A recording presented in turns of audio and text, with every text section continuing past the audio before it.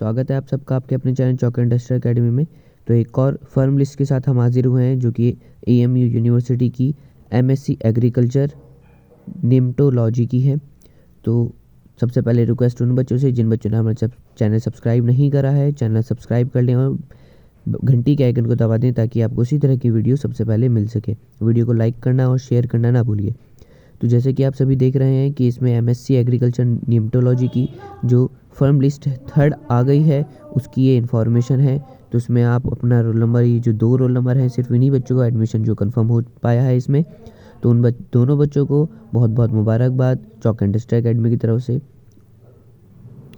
और इसी तरह की वीडियोस देखते रहने के लिए चैनल के साथ बने रहिए, देखते रहिए चॉक इंडस्ट्रियल एकेडमी।